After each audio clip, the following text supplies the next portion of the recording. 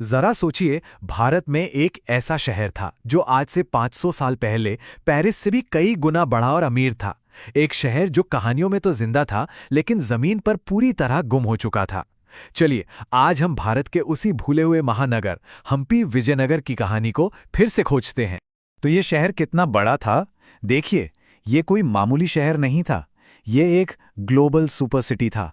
उस जमाने में जब पेरिस यूरोप का सबसे बड़ा शहर माना जाता था, तब विजयनगर की आबादी उससे लगभग 5 गुना ज्यादा थी। आप अंदाजा लगा सकते हैं। ये एक ऐसा सेंटर था जहां पूरी दुनिया से लोग तिजारत और कल्चर के लिए खिंचे चले आते थे। और फिर एक ही झटके में सब कुछ खत्म हो गया। एक जीती जागती हलचल भरी राजधानी रातों रात एक भूतिया शहर में बदल गई। मतलब ये सिर्फ एक शहर का अंत नहीं था, ये तो ऐसा था जैसे इतिहास की किताब से एक पूरा का पूरा चैप्टर ही फाड़ कर फेंक दिया गया हो। तो चलिए, इस अविश्वसनीय शहर की कहानी की परतें खोलते हैं। देखते हैं कि आखिर ये साम्राज्य बना कैसे, इसके शानदार महलों और मंदिरों के पीछे क्या राज थे, और सबसे बड़ा सवाल, ऐसा क्या हुआ कि यह हमेशा के लिए खो गया। तो सबसे पहले बात करते हैं उस खोई हुई दुनिया की। ये एक ऐसी जगह है जो इतनी विशाल है कि आज भी इसके कई रहस्य जमीन के नीचे दबे हुए हैं। ये सिर्फ खंडहर नहीं है, बल्कि ये इतिहास की एक पहेली है जिसके टुकड़े आज हम जोड़ने वाले हैं। कल्पना कीजिए, 25 वर्ग किलोमीटर में फैला एक शहर।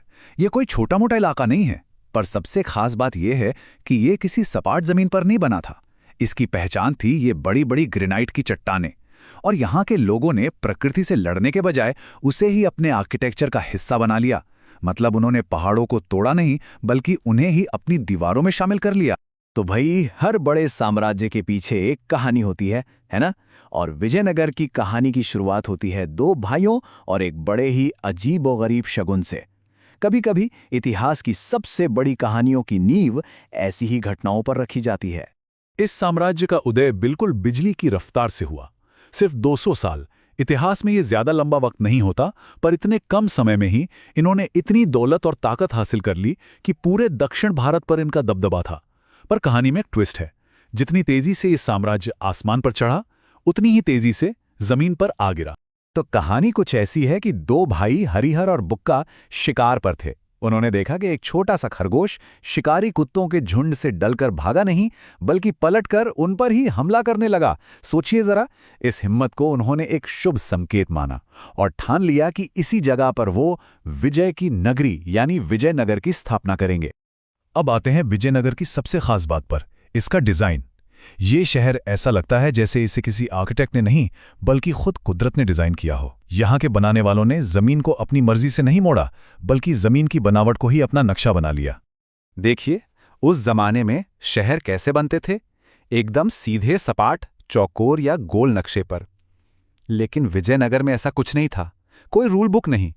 इसका डिजाइन पूरी तरह से ऑर्गेनिक था। मतलब दीवारें पहाड़ियों के साथ साथ मुड़ती थीं और रास्ते घाटियों के आकार ले लेते थे। ये शहर और कुदरत के बीच की एक शानदार जुगलबंदी थी।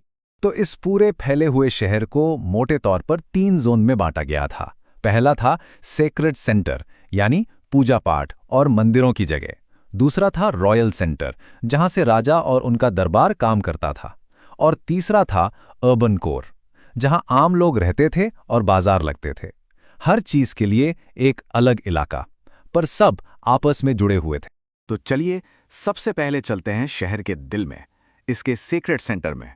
यहाँ जो कुछ देखने को मिलता है ना, वो इंजीनियरिंग और कला का एक ऐसा कमाल है कि आज भी देखकर दिमाग घूम जाता है।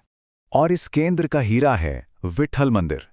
इसे किसने बनवाया, कब बनवाया, ठीक ठीक आज भी किसी को नहीं पता। ये एक पहेली है, लेकिन इसके अंदर जो चमत्कार हैं वो पूरी दुनिया में मशहूर हैं। आप जरा इन खंभों को देखिए। ये सिर्फ पत्थर के खंभे नहीं हैं, ये म्यूजिकल इंस्ट्रूमेंट्स हैं। हाँ, सच में। एक ही ग्रेनाइट पत्थर को इस तरह से तराशा गया है कि जब आप इन्हें हल्के से थपथपाते हैं तो सारे गामा जैसे संगीत के अलग अलग सुर निकलते हैं। पत्थर से संगीत, कमाल है ना? और कारीगरी का कमाल सिर्फ यहीं खत्म नहीं होता। ये देखिए, पत्थर का रथ। ये एक पूरा मंदिर है जिसे एक ही चट्टान से तराश कर बनाया गया है। और सबसे हैरत की बात, इसके ये जो पत्थर के पहिए हैं ना, ये कभी सच में घूमते थे। सोचकर ही अजब लगता है। तो ये तो हुई पूजा पाठ और कला की बात। अब चलते हैं उस जगह जहां से असली पावर चलती थी, रॉयल सेंटर। वो जगह जहां से राजा अपनी शान और शौकत पूरी दुनिया को दिखाते थे। यहाँ की इमारतों में एक खास स्टाइल देखने को मिलता है, जिसे कोटली स्टाइल कहते हैं। ये एक तरह का मिक्स एंड मैच था। इसमें हिंदू मंदिरों वाले डिज़ाइन भी दिखेंगे और साथ ही इस्लामी सल्तनत वाले मेहराब और गुंबद भी। यह दिखाता है कि वो दो अलग अलग कल्चर से अच्छी चीज़ें लेने में हिचकिचाते नहीं थे। यहाँ की हर एक बिल्डिंग अपनी कहानी कहती है, जैसे ये विशाल महानवमी प्लेटफॉर्म जहाँ राजा बड़े बड़े त्योहार मनाते थे। फिर है ये खूबसूरत लोटस महल जो बिल्कुल कमल के फूल जैसा दिखता है। शाही हाथियों के लिए अलग से हाथी खाना, और तो और जमीन के नीचे बना ये शानदार सीढ़ीदार कुआं, सब एक से बढ़कर एक। लेकिन हर अच्छी कहानी का एक अंत होता है, और विजयनगर का अंत बहुत ही भयानक और अचानक हुआ। सब कुछ जैसे पलक झपकते ही खत्म हो गया। साल था 1565। सिर्फ एक लड़ाई और उस एक हार ने 200 साल पुराने इस महान साम्राज्य की किस्मत पर हमेशा के लिए ताला लगा दिया। इसके बाद ये शहर फिर कभी आबाद नहीं हो पाया, वीरान हो गया। हार के बाद जो हुआ वो और भी बुरा था। विजय की नगरी को महीनों तक, जी हां महीनों तक, लूटा गया, तोड़ा गया और जलाया गया। मकसद साफ था कि ये शहर दोबारा कभी खड़ा न हो पाए, और फिर धीरे धीरे वक्त की धूल और जंगल ने इन खंडेरों को अपनी आगोश में ले लिया। तो आखिर में विजयनगर की कहानी से हम सीखते क्या हैं? एक तरफ तो ये हमें दिखाता है कि इंसान क्या कुछ कमाल कर सकता है, पर दूसरी तरफ ये एक याद भी दिलाता है कि बड़ी से बड़ी और ताकतवर से ताकतवर सभ्यता भी कितनी नाजुक होती है, और कैसे एक झटके में सब कुछ खत्म हो सकता है।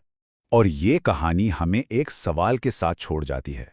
सोचिए, अगर पेरिस से 5 गुना बड़ा एक पूरा का पूरा शहर सदियों के लिए भुलाया जा सकता है, तो इतिहास के पन्नों में और न जाने कितनी ऐसी ही गुमनाम कहानियां और खोए हुए राज दबे होंगे, जो बस अपने खोजे जाने का इंतजार कर रहे हैं।